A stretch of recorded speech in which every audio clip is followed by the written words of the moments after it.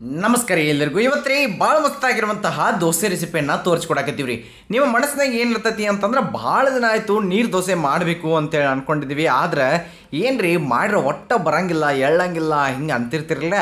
ಅವಾಗ ನಾವು ನಿಮಗೊಂದು ಬೆಸ್ಟ್ ಆಲ್ಟರ್ನೇಟಿವ್ ತೊಗೊಂಬಂದಿರಿ. ಭಾಳ ಮಸ್ತಾಗಿ ಏಕದಮ್ ದಿಢೀರಾಗಿ ಮಾಡ್ಕೊಳ್ಳುವಂತಹ ಭಾಳ ಚಂದ ಬರುವಂತಹ ದೋಸೆಯನ್ನು ತೋರಿಸ್ಕೊಡ್ತೀವಿ.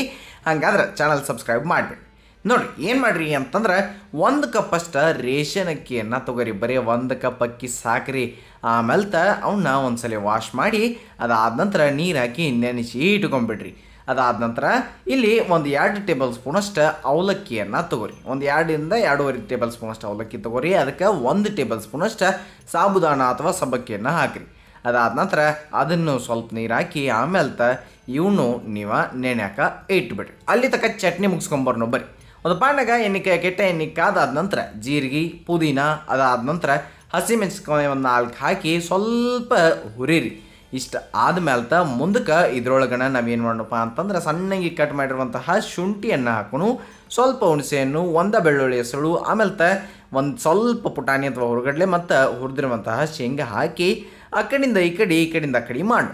ಮಿಕ್ಸರ್ ಜಾರ್ದಾಗ ರೀ ತೆಂಗಿನಕಾಯಿ ಒಂದು ಅರ್ಧ, ಅದಕ್ಕೆ ಈ ಹುರಿದಿದ್ದನ್ನು ಏನಿದ್ದು ನೋಡಿರಿ ಅವನ್ನೆಲ್ಲ ಹಾಕಿ ಇಟ್ಕೊಂಬೇಡಿ. ಇನ್ನೊಂದು ಪಾಂಡಾಗ ಎಣ್ಣೆಕಾಯಿ ಕಿಟ್ಟ ಜೀರಿಗೆ ಹಾಕಿದ ಮೇಲೆ ಇವೆಲ್ಲನೂ ಹಾಕ್ಬೇಕಂದ್ರೆ ಫಸ್ಟಿಗೆ ಒಣ ಮೆಣಸಿಕಾಯಿ ಹಾಕಿರಿ. ಬ್ಯಾಡಗಿ ಮೆಣಸಿಕಾಯಿ ಹಾಕಿ ಹುರಿರಿ. ಅದ್ರಾಗ ನಾವು ಉಳ್ಳಾಗಡ್ಡಿ ಹಾಕಿ ಹುರಿರಿ. 2 ರೀತಿ ಚಟ್ನಿ, ಒಂದು ಅಲ್ಲಿ ರೆಡಿ ಐತೆ ಮಿಕ್ಸರ್ದಾಗ, ಇನ್ನೊಂದು ಈ ಕಡೆ ಮಾಡಕತ್ತೀವಿ. ಆಮೇಲೆ ಇವನು ಹುರಿದು ಆದ್ಮೇಲೆ ರೀ ಇದಕ್ಕೆ ಕರಿಬೇವು ಹಾಕಿರಿ. ಆಮೇಲೆ ಶುಂಠಿ, ಬೆಳ್ಳುಳ್ಳಿ ಇದೆಲ್ಲ ಸೇರಿಸಿ ಮತ್ತೊಂದು ಸ್ವಲ್ಪ ಮಿಕ್ಸ್ ಕೊಟ್ಟ ಆದ ನಂತರ ನಾವು 1 ಟೊಮ್ಯಾಟೋನ ಸೇರಿಸೋಣ. ಬರೀ 1 ಟೊಮ್ಯಾಟೊ ಸಾಕು. ಅಷ್ಟನ್ನು ಚಂದಂಗೆ ಇಲ್ಲಿ ಒಂದು ಈಟ ನೀವು ಫ್ರೈ ಮಾಡ್ಬೇಕ್ರಿ. ಏಕದಮ್ ಪದ್ದಸಿರಿಯಾಗಿ ಫ್ರೈ ಆಗ್ತಿರ್ತತಿ. ಕೆಂಪು ಚಟ್ನಿನೂ ಅಟ್ಟ ಚಲೋ ಆಗ್ತತಿ, ಕಾಯಿ ಚಟ್ನಿನೂ ಅಟ್ಟ ಮಸ್ತ್ ಆಗ್ತೈತ್ರಿ. ಈಗ ಇದನ್ನೆಲ್ಲ ತೊಗೊಂಡ್ಬಂದು ಮಿಕ್ಸರ್ ಜಾರ್ದಾಗ ಹಾಕಿದೀವಿ ರೀ. ಆದರೆ ಇಲ್ಲಿಗೆ ಮುಗಿದಿಲ್ಲ.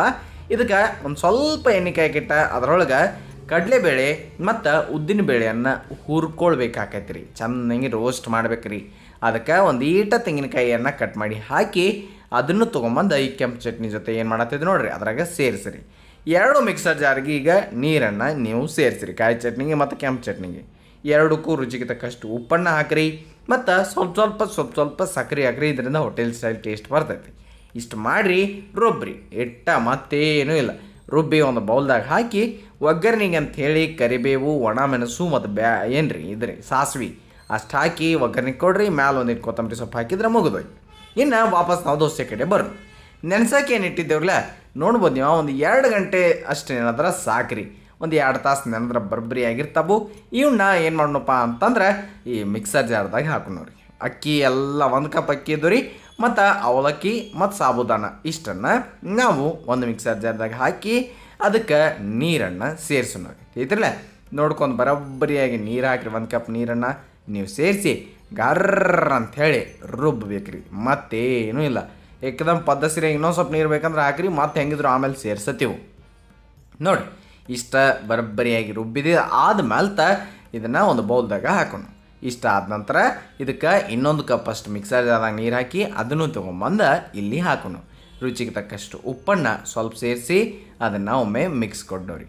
ಏಕದಮ್ ಪದ್ದಸಿರಿಯಾಗಿ ಈ ರೀತಿಯಾಗಿ ಬ್ಯಾಟ್ರ್ ಅಥವಾ ಹಿಟ್ಟು ಹಿಂಗೆ ಬರ್ಬೇಕ್ರಿ. ಭಾಳ ಗಟ್ಟಿ ಅಲ್ರಿ, ಸ್ವಲ್ಪ ತಿಳುನ ತೀತಿರ್ಲ ಹಿಂಗೆ ಬರಬೇಕು ತಿಳಿಯಾಗಿ. ಆಮೇಲೆ ಒಂದು ಬಟ್ಲದಾಗ ಅಥವಾ ಯಾವುದ್ರ ಒಂದು ಬೌಲ್ದಾಗ ಹಾಕೊಂಡಿಟ್ಕೋರಿ. ಯಾವ್ದು ಈಸಿ ಆಗ್ತಿತ್ತಲ್ಲ ಹಂಗೆ ಹಿಂಗೆ ತವ ಮೇಲೆ ಹಾಕಕ್ಕೆ ಅದ್ರಾಗ ಹಾಕಿ ಈ ದೋಸೆ ಹಂಚೆ ಅಥವಾ ತವ ಏನು ಕಾಯಕ್ಕಿಟ್ಟ ಅದ್ರ ಮೇಲೆ ಡೈರೆಕ್ಟ್ ಸುರಿರಿ.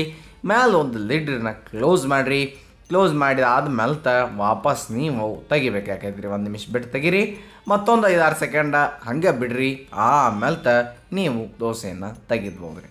ಇಟ್ಟು ಮಾಡಿದ್ರಿ ಅಂತಂದ್ರೆ ಭಾಳ ಸರಳ ಆಗಿರುವಂತಹ ಭಾಳ ಮಸ್ತಾಗಿರುವಂತಹ ನೋಡ್ಬೋದು ನೀವು ದೋಸೆ ರೆಡಿ ಆಗಿದಾವೆ.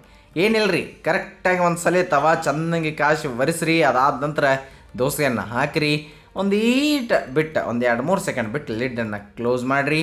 ಅದಾದ ನಂತರ ಅಲ್ಲಿ 1 ನಿಮಿಷ ಬಿಟ್ಟು ತೆಗೆದು ಬಿಡ್ರಿ. ತಿಳಿತ್ರಲ್ಲ ಬಿಟ್ಟು ತೆಗೆದು ಕೂಡಲೇ ಒಮ್ಮೆ ದೋಸೆ ಎಬ್ಸಂಗಿಲ್ಲ. ಒಂದು 5-6 ಸೆಕೆಂಡ್ ವಾಪಸ್ ಬಿಡಬೇಕು. ಆಮೇಲೆ ದಂಡಿಗೆ ಹೆಂಗೆ ಬಿಟ್ಕೊಳಕ್ಕೆ ತಾನಾಗ ಗೊತ್ತಾಗ್ತೈತ್ರಲ್ಲ ಆವಾಗ ನೀವು ದೋಸೆಯನ್ನು ತಕ್ಕೊಂಬಿಡ್ಬೇಕ್ರಿ.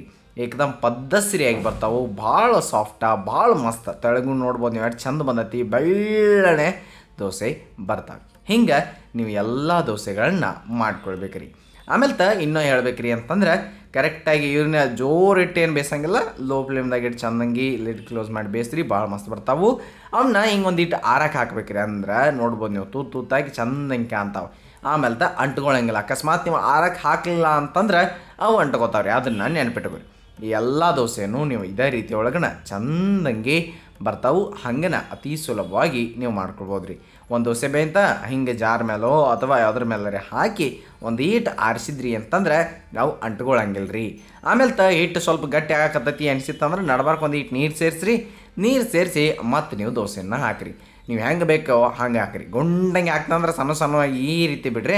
ಹೆಂಗೆ ಬೇಕಾದಂಗೆ ಬರಲಿರಿ ಅಂತಂದ್ರೆ ಆಗಲೇ ತೋರಿಸ್ದಂಗೆ ಬಿಡ್ರಿ. ಎಷ್ಟು ಚಂದ ಬರ್ತೈತೆ ನೋಡ್ಬೋದು ನೀವು. ಬಹಳ ಮಸ್ತ್ ಕಾಣ್ತೈತೆ ನೋಡೋಕೆ. ಮೇಲೆ ಲಿಡ್ ಕ್ಲೋಸ್ ಮಾಡೋದೈತಿ, ಒಂದು ನಿಮಿಷ ಬಿಟ್ಟು ತೆಗಿದೈತಿ ರೀ. ಇಟ್ಟು ಸಿಂಪಲ್ಲಾಗಿ ನಿಮಗೆ ಯಾವುದೇ ರೀತಿ ಸೋಡಾ ಹಾಕ್ಲಾರ್ದ, ಉದ್ದಿನ ಬೇಳೆ ಹಾಕ್ಲಾರ್ದ ಒಂದು ಸಿಂಪಲ್ ಆಗಿರುವಂತಹ ದೋಸೆ ಅತಿ ಕಡಿಮೆ ಸಮಯದಾಗ ರೆಡಿ ಆಕೈತಿ ರೀ. ನೆನಪಿಟ್ಕೋರಿ, ದೋಸೆ ಹಾಕುವಾಗ ತವಿ ಚಂದಿಂಗ್ ಕಾದಿರ್ಬೇಕು ಪ್ರತಿ ಸಲ ರೀ. ಆಮೇಲೆ ಯಾವಾಗ ನೀವು ರುಬ್ಬಿ ತೊಗೊಂಬತ್ತಿರಲಿ ಅನ್ನೋಟಿಗೆ ತವಿ ಕಾಯಕ್ಕಿಡ್ರಿ. ಆಗಿಂದಾಗಣ ದೋಸೆಯನ್ನು ಇನ್ಸ್ಟಂಟಾಗಿ ನೀವು ಮಾಡ್ಕೊಳ್ಬೋದು ರೀ. ಚಟ್ನಿ, ಆಲೂಗಡ್ಡೆ ಪಲ್ಯ ಅಂತೂ ನಿಮಗೆ ಭಾಳ ಸಲ ತೋರಿಸಿದ್ದೀವಿ. ದೋಸೆ ಬೆಳ್ಳಗೆ ಮಸ್ತಾಗಿ ಕಾಣಕತ್ತವು. ಏಕದಮ್ ಸಾಫ್ಟ್ ಆಗಿರುವಂತಹ ದೋಸೆ. ನಿಮಗೆ ಇನ್ನು ಮೇಲೆ ನೀರು ದೋಸೆ ಮಾಡೋಕ್ಕೆ ಬರಲಿಲ್ಲ ಅಂತನೋ ಅಂತಹ ಒಂದು ಏನು ಜಂಜಾಟ ಇತ್ತರಲ್ಲ ಅದೆಲ್ಲ ಮುಗಿದೋಯ್ತು ಅಂತ ಅನ್ಕೊತೀವಿ. ಈ ವಿಡಿಯೋ ನಿಮ್ಮ ಫ್ರೆಂಡ್ಸ್ ಫ್ಯಾಮಿಲಿ ಎಲ್ಲರಿಗೂ ಶೇರ್ ಮಾಡಿರಿ. ಈ ರೀತಿ ಮಸ್ತಾಗಿರುವಂತಹ ದೋಸೆಯನ್ನು ಅವರು ಮಾಡಲಿ ಅಂತ ಹೇಳ್ತಾ, ನೆನಪಿರಲಿ ಇದು ಸವಿರ್ಜಿಯ ಸೊಬಗು ಅನ್ನದಾತ ಸುಖೀ ಭವ. ಧನ್ಯವಾದಗಳು, ನಮಸ್ಕಾರ.